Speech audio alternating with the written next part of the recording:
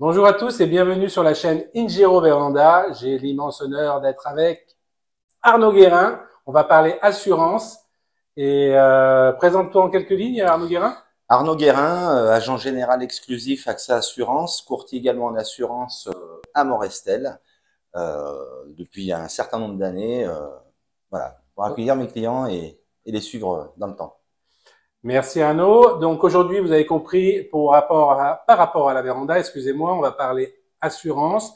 Alors, il y a deux types d'assurances dont on voulait vous parler. C'était les décennales, les assurances dont il faut vous préoccuper avant de faire construire vos vérandas, vos agrandissements, les pergolas. Et puis, on va parler ensuite des assurances de la véranda elle-même, du bien lui-même et comment bien le faire. Donc, en termes de décennale, Arnaud, à quoi faire-t-il attention quand on démarre un projet de véranda ou d'agrandissement? Le préambule, demandez impérativement avant toute signature de devis l'attestation responsabilité civile décennale de l'artisan ou de l'entreprise avec laquelle vous souhaitez contracter. C'est important d'une part parce que si l'entreprise n'est pas assurée en cas de sinistre, vous ne pourrez pas faire de recours sauf à vos frais. Et c'est important aussi pour vous de vérifier leurs compétences et leur capacité à réaliser cette véranda. Pour éviter de déclencher la garantie décennale, en fait. Exactement. Parfait, Arnaud. Écoute, au niveau maintenant de l'assurance pour un particulier qui souhaite assurer son bien, comment il doit s'y prendre? Quels sont les éléments nécessaires quand il va appeler son assureur?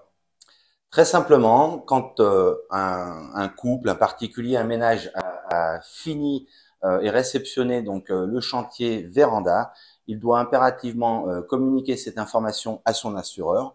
Une véranda compte comme une pièce de plus, voire même deux pièces quand la véranda fait plus de 40 mètres carrés.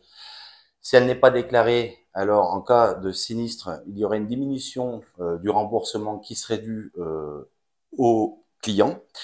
Et puis surtout, si vous investissez dans une véranda et que vous ne la garantissez pas, en cas d'effraction, de vol par exemple, le vitrage, les menuiseries, pourquoi pas les volets PVC ne seront pas pris en charge par votre assureur. Et puis également les événements climatiques, je pense à la grêle, effectivement, vous ne serez pas garanti. Donc c'est très simple, il faut déclarer la véranda et l'ajouter à votre contrat. Super. Ben voilà deux éléments sur lesquels on voulait que vous soyez très très vigilants. La responsabilité, la décennale. Déjà, s'il y en a une, c'est important, mais surtout ne pas l'utiliser. Donc, faire appel à un artisan compétent. Je résume. Et pour l'assurance des biens, du bien en lui-même, eh bien, Arnaud vous a expliqué la chose. Donc, soyez vigilants.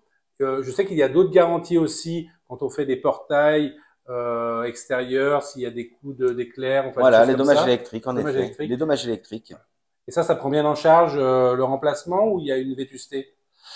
Ça dépend des contrats, ça dépend des compagnies d'assurance. Ok. Nous, par exemple, le dommage électrique, c'est 10 ans de garantie. Peu de compagnies vont jusqu'à 10 ans et pas de vétusté les 5 premières années à appliquer. Donc, Super. Et quand tu dis nous, c'est quoi le groupe? le groupe AXA Assurance. Et ben voilà, vous avez tous les éléments. On vous dit à bientôt. On vous fait un petit coucou de loin pour de nouvelles aventures sur Ingiro Véranda. Mm. N'oubliez pas de vous abonner et vous avez une possibilité de poser des questions et de demander des thèmes et on les développera avec vous ensemble. Merci, à bientôt. À bientôt. Au revoir. Au revoir.